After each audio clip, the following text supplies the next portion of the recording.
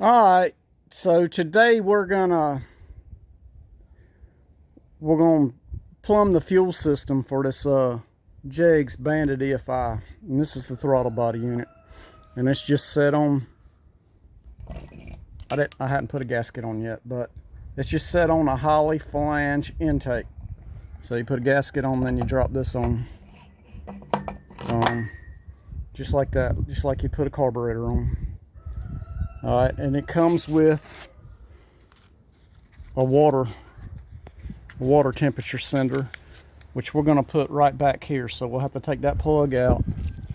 We're probably going to have to use this adapter here, we'll see, to screw this water temperature sender in. But the biggest thing and the hardest thing about this whole deal is the fuel system. So I'm going to show you how we're going to plumb the fuel system. And this is everything that we need here to plumb the fuel system up. Now, to start off with, I'm running a tank, a factory tank inside the cab, which a lot of you guys will say that's dangerous. Man, they did it for years. It's a new tank. It shouldn't be any problem with leaks or anything. But anyhow, this is the factory fuel sender for the 71. It's a single line and it screws in. Now with the fuel injection system, you have to have a return to bleed the pressure off the system and put fuel back in the tank. So what we did was we got a fuel sender for 72. So it's got a 3/8 supply, and it's a quarter return, which the return is 5/16, but I think we can make it work. The return side is low pressure. The high side, the feed side is high pressure. And so what we got, we got a little 5/16 line for the return side, the hard line, and some 5/16 fuel line for the connections, because you have to have flexible connections in to where it can move with the frame and the engine and the cab.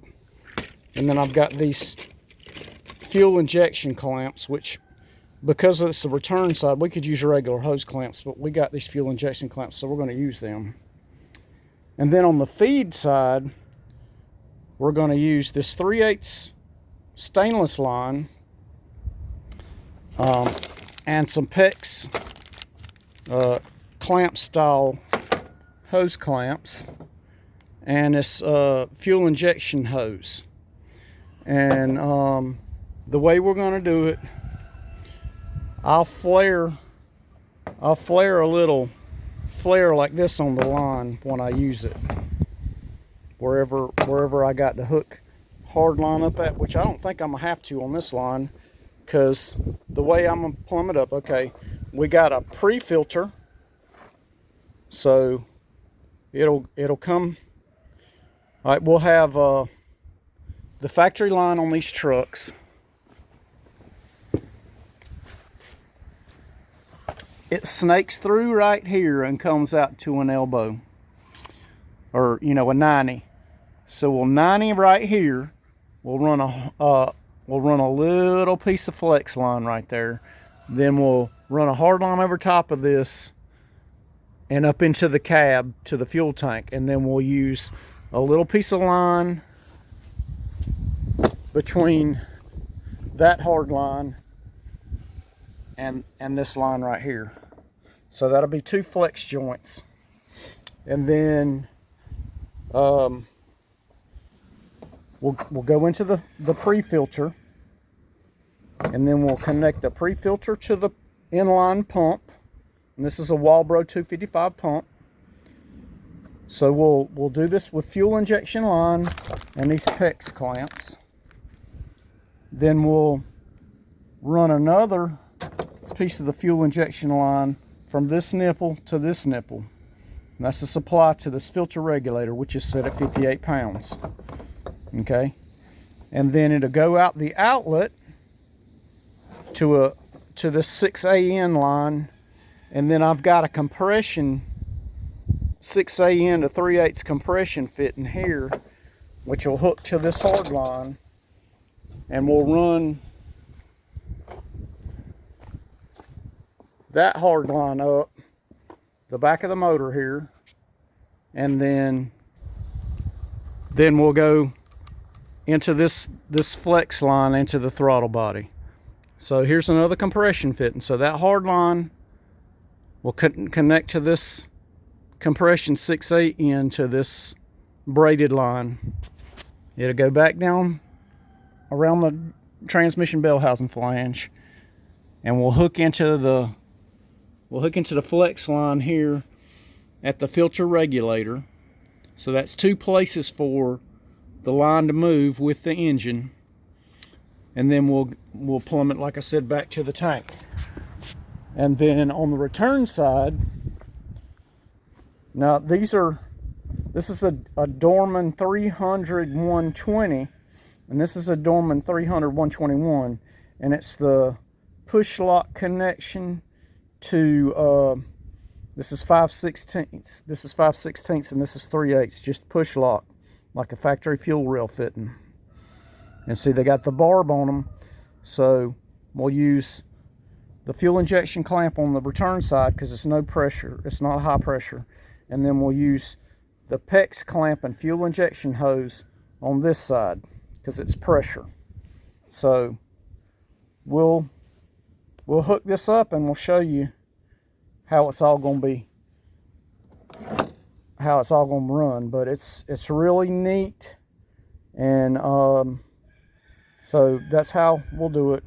I need to tighten these fittings up in here, and then find a place. I think I've already got a pre-existing hole to mount this side of the clamp, so I need to drill one more hole in the frame. I'll find a hole to bolt this in, which shouldn't be a problem, and then I'll have to make a clamp to hold this fuel filter.